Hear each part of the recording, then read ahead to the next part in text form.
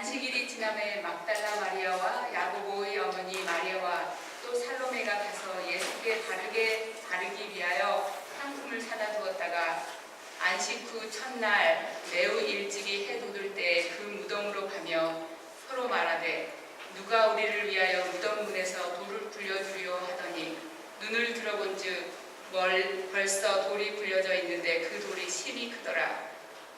무덤에 들어가서 흰 옷을 입은 한 청년이 우편에 앉은 것을 보고 놀라매 청년이 이르되 놀라지 말라. 너희가 십자가에 못 박히신 나사렛 예수를 찾는구나.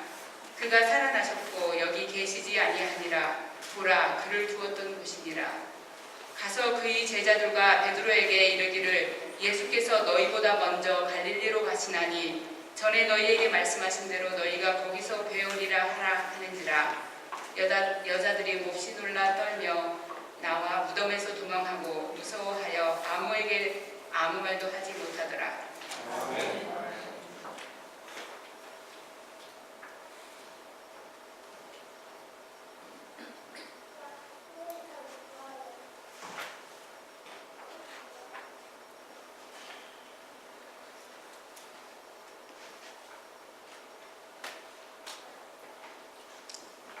오늘 저희가 봉독한 이 말씀 이전에 무슨 일이 있었습니까?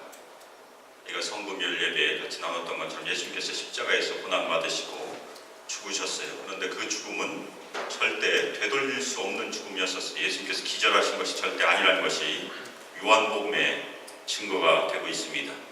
요한복음 19장 34절 35절에 보면 그 중에 한 군인이 창으로 옆구리를 찌르니 곧 피와 물이 나오더라. 이를 본 자가 증언하였으니 그 증언이 참이라.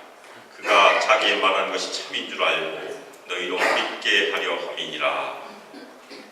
십자가에 숨을 거두시고 창으로 찔림 당하시고 피와 물을 다 쏟은 사람이 살아날 가능성은 전혀 없어요.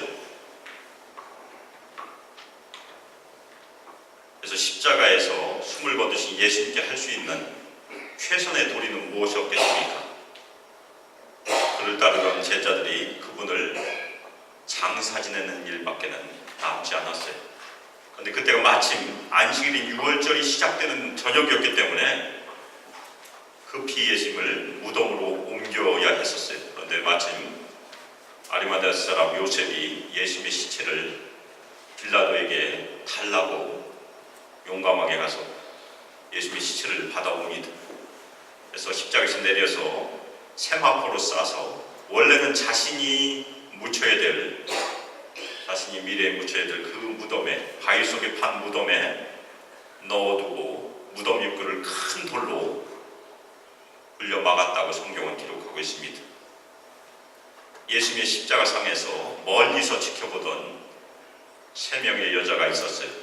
막달라 마리아와 요새의 어머니 마리아, 그리고 살로메가 있었는데 살로메는 마침 그 자리를 떴던 것 같습니다. 그래서 2명의 여자, 막달라 마리아와 요새의 어머니 마리아가 예수님께서 어디 묻히시는지를 잘 보고 있었어요.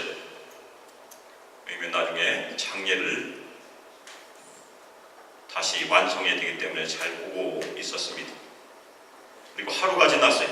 안식일 하루가 완전히 지난 것입니다. 유대인들은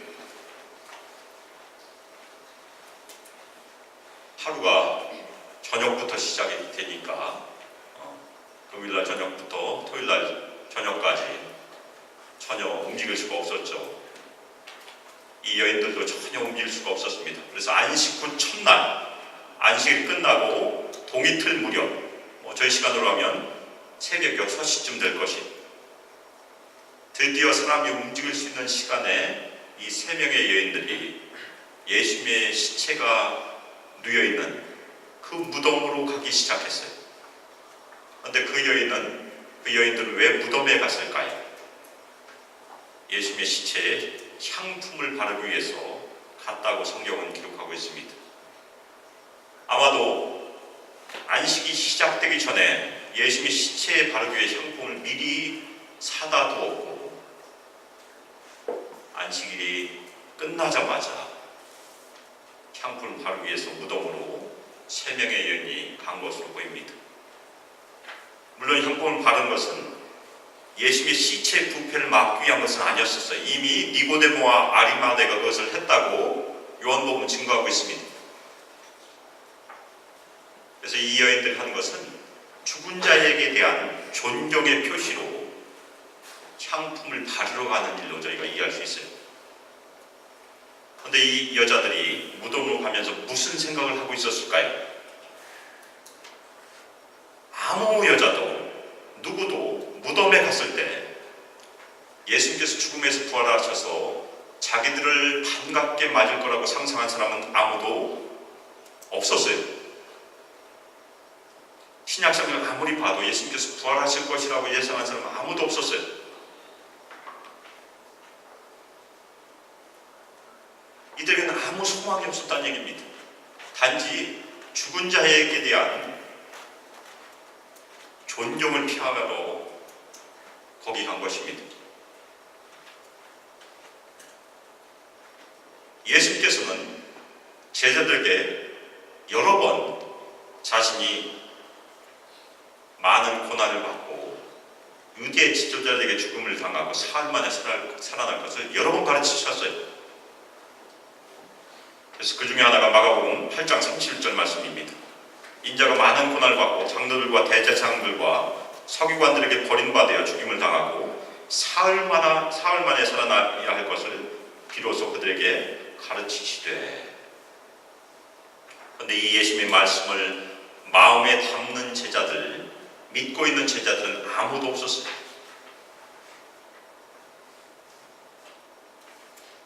그들은 그 무덤에서 무슨 일이 일어났는지에 대한 어떠한 기대감도 없었다는 얘기입니다. 예수님 무덤이 비어있을 것이라고 상상한 사람은 아무도 없었다는 얘기. 그래서 이 여인들이 가면서 무슨 얘기를 했습니까? 누가 우리를 위하여 무덤문에서 돌을 굴려주리요. 그 돌은 엄청 큰 돌이라고 증거를 하고 있었어요. 아마 이 세 명의 여자들이 가도 움직이기가 쉽지 않았을 정도로 큰 돌이었었어요. 이때 힘을 쓸 수 있는 남자들은 어디 있었습니까? 다 숨었어요. 아무도 없었어요.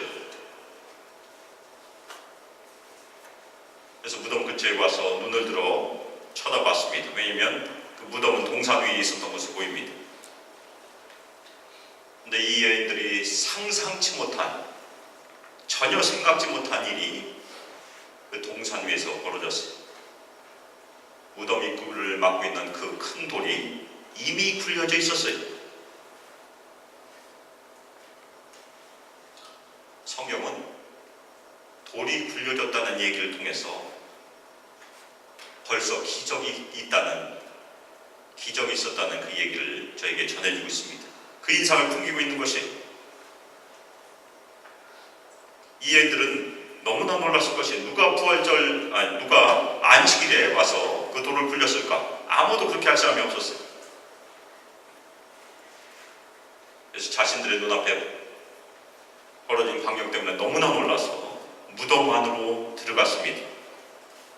아마 그 무덤은 사람이 들락날락 할 수 있는 정도의 좀 큰 무덤으로 보입니다.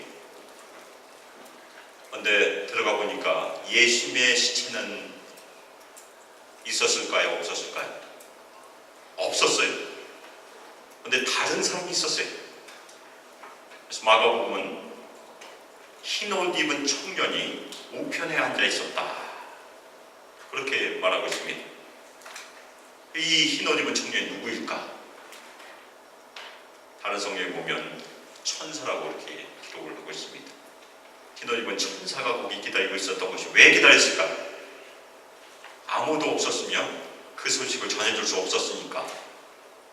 천사는 메신저, 전령이라는 뜻을 가지고 있어요. 그래서 천사가 거기 기다리고 있었습니다. 그래서 뭐라고 얘기합니까? 놀라지 말라. 너희가 십자가에 못 박히신 나사렛 예수를 찾는구나.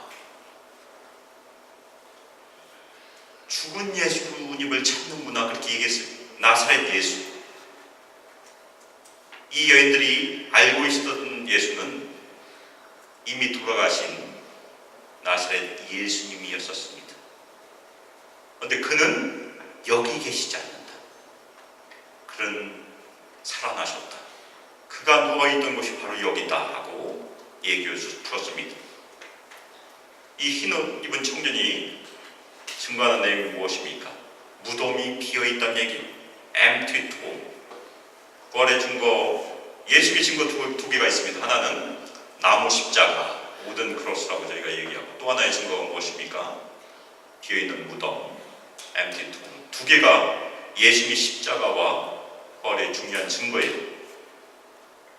그런데 그 다음 말씀이 더 중요합니다.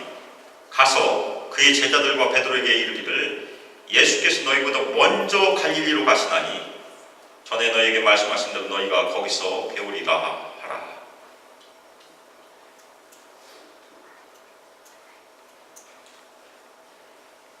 예수님께서 갈릴리에 먼저 가신다는 말씀입니다. 그래서 이것은 이미 예수님께서 제자들에게 하신 말씀이에요. 마가복음 14장 28절에 보면 그러나 내가 살아난 후에 너희보다 먼저 갈릴리로 가리라. 갈릴리는 예수님께서 사역을 준비하시고 시작하신 장소예요.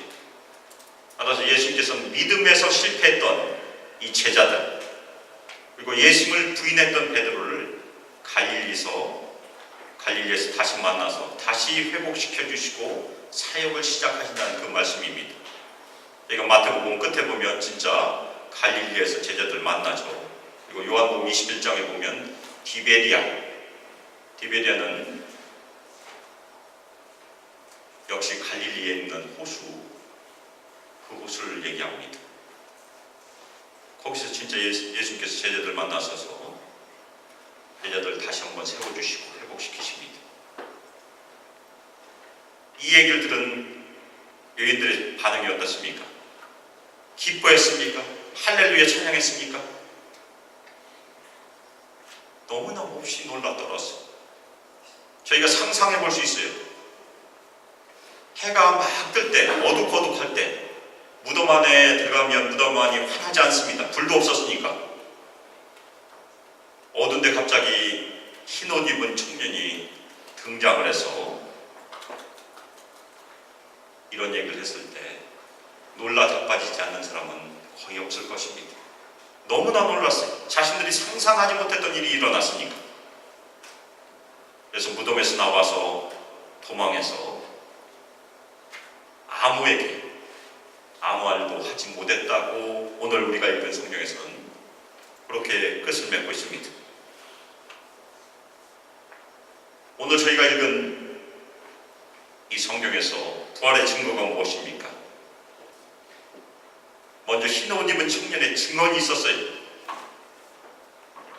천사의 증언이 있었습니다. 그래서 천사의 증언은 예수는 살아나셨고 여기 계시지 않는다.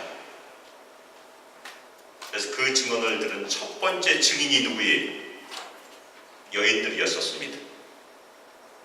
비어있는 무덤을 보았던 증인들은 여자라고 성경은 기록하고 있습니다. 그런데 이것은 당시 관습에서는 아주 굉장한 것이었어요. 유대 법정에서는 여인들의 증언을 받아들이지 않았어요. 법으로 채택하지 않은 것이 여자들의 증언이었습니다. 그런데 성경은 여자들을 증인으로 내세우고 있습니다. 마가는 용감하게 여인들을 부활의 증인으로 제시하고 있는 내용이에요. 그것이 거꾸로 부활의 증거가 될 수 있습니다. 증인으로 채택될 수 없는 여인들의 증언은 꾸며낸 것이 아닐 가능성이 더 크다는 것이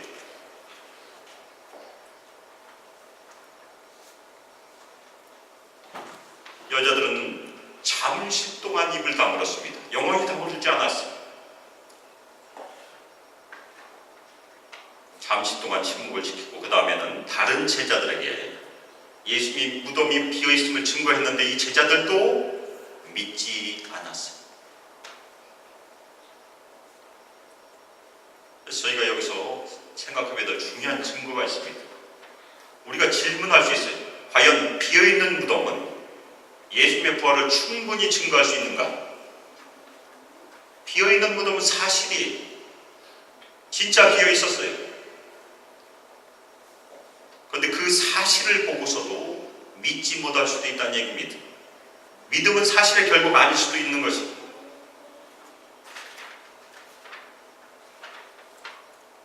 제자들의 믿음은 어디서 왔습니까? 결국에는 부활하신 주님과의 만남에서 왔어요.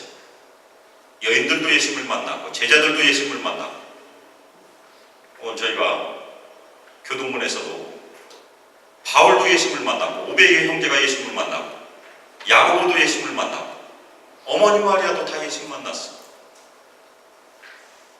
도마는 내가 손가락을 넣어보지 않고는 절대 믿을 수 없다 하다가 예수님 진짜 만나고 뭐라고 고백했습니까? 나의 주, 나의 하나님.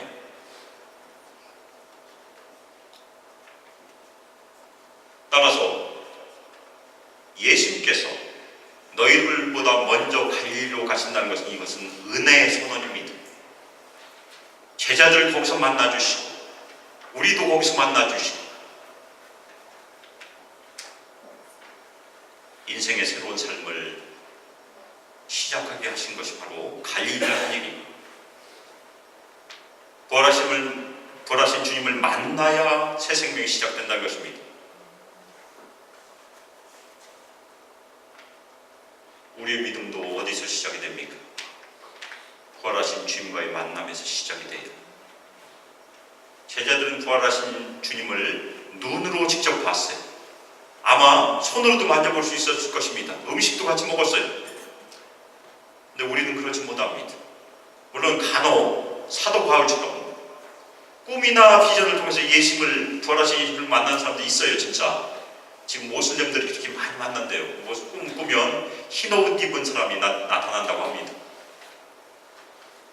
근데 그 흰 옷 입은 사람이 예수님인지 아닌지 누가 얘기해 줘야 안다고 그래요. 그냥 흰 옷 입은 사람 만난 거죠. 근데 대부분의 우리 신자들은 그런 경험을 한 사람은 거의 없습니다. 그럼 우리는 어떻게 부활하신 주님을 만날 수 있을까? 말씀을 통해서 우리는 만납니다. 오늘 여인들이 증거한 말씀을 마가가 기록한 이 말씀을 통해서 저희가 예수님을 보는 것이, 마가복음, 누가복음, 요한복음, 마태복음 다 주님의 부활을 다 증거했어요. 사도 바울도 주님의 부활을 증거했어요. 그 말씀을 읽을 때 우리는 부활하신 주님을 만나게 됩니다. 예수님께서 직접 제자들에게 그렇게 하셨어요. 누가복음 24장 45절에 보면 부활하신 예수님께서 제자들의 마음을 열어서 성경을 깨닫게 하셨다고 성경 기록하고 있습니다. 마찬가지로 우리가 예수님의 십자가의 고난과 죽으심, 그리고 죽음에서 부활하셨음을 저희가 말씀으로 읽게 될 때 성령께서 우리의 마음을 열어주시고 믿게 하시고 인도하시기 때문에 우리는 부활하신 주님을 믿을 수 있습니다. 아멘입니까? 가장 확실한 예언은 바로 말씀이, 물론 우리가 꿈으로 예수님을 볼 수 있을 것이에요. 가장 확실한 예언은 우리가 고난주간을 통해서, 그리고 부활절을 통해서 예수님께서 우리 죄를 대신 지시고 십자가에서 죽으셨음을 말씀을 통해서 깨닫는 것이고, 사망에서 다시 사셨음을 말씀을 통해서 깨닫는 것입니다. 사랑하는 성도 여러분, 예수 그리스도께서 우리 죄를 지시고 십자가에서 죽으셨습니다. 아멘입니까? 그것이 우리가 믿는 진리예요. 우리 모두 예수의 십자가의 증인이 되시길 주님의 이름으로 축원합니다. 첫 번째 저희가 해야 될 일이 십자가의 증인. 또 하나, 여기서 끝나면 우리 믿음은 헛것일 수 있다는 것이 사도 바울의 증거입니다. 예수님께서 다시 사시지 못하시면 우리 믿는 것은 헛것이다. 사랑하는 여러분, 예수님께서 사망을 이기시고 부활하셨습니다. Christ is risen. 아멘. 이해입니다.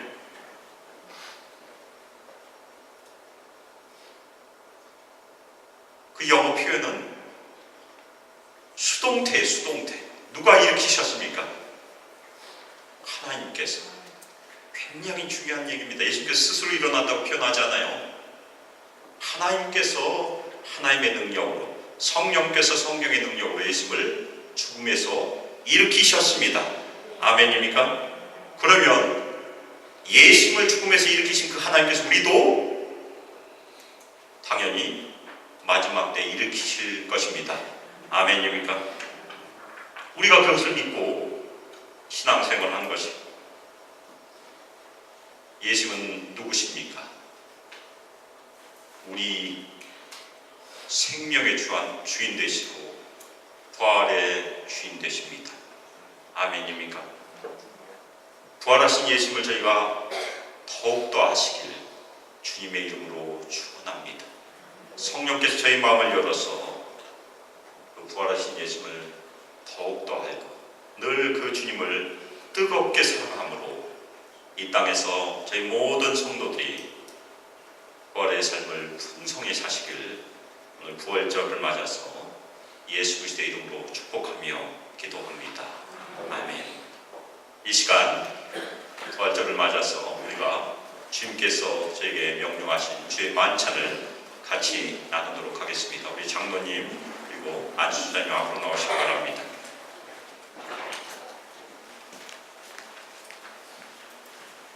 찬송가 228장 먼저 찬양하겠습니다.